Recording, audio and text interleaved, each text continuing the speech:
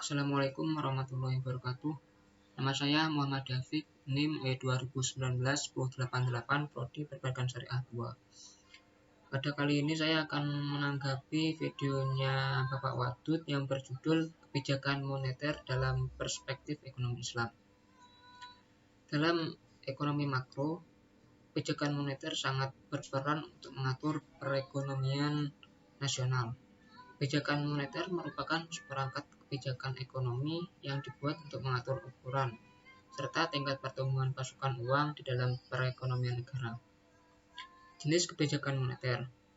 Kebijakan moneter dibagi menjadi dua, yaitu ekspansif dan konstruktif. Yang pertama yaitu kebijakan moneter ekspansif. Kebijakan ini disebut juga dengan kebijakan uang longgar. Kebijakan tersebut dilakukan melalui bank sentral yang bertujuan untuk menambah jumlah uang yang beredar di masyarakat ketika negara mengalami resesi atau depresi. Beberapa cara memperlakukan kebijakan ini dapat dengan menurunkan suku bunga, membeli surat-surat berharga, menurunkan cadangan kas, dan mempermudah pemberian kredit. Yang kedua yaitu kebijakan moneter konstruktif. Kebijakan ini disebut juga sebagai kebijakan uang ketat, yakni kebijakan melalui bank sentral untuk mengurangi peredaran jumlah uang ketika negara mengalami inflasi. Beberapa tindakan terkait kebijakan ini adalah dengan menaikkan suku bunga, menaikkan cadangan kas, menjual sertifikat Bank Indonesia, dan memperketat syarat pemberian kredit. Adapun instrumen kebijakan moneter diantaranya yaitu pertama, kebijakan operasi pasar terbuka. Yang kedua yaitu kebijakan diskonto. Yang ketiga, kebijakan cadangan kas. Yang keempat, kebijakan kredit ketat. Yang kelima, kebijakan dorongan moral. Yang keenam, penyesuaian tingkat suku bunga.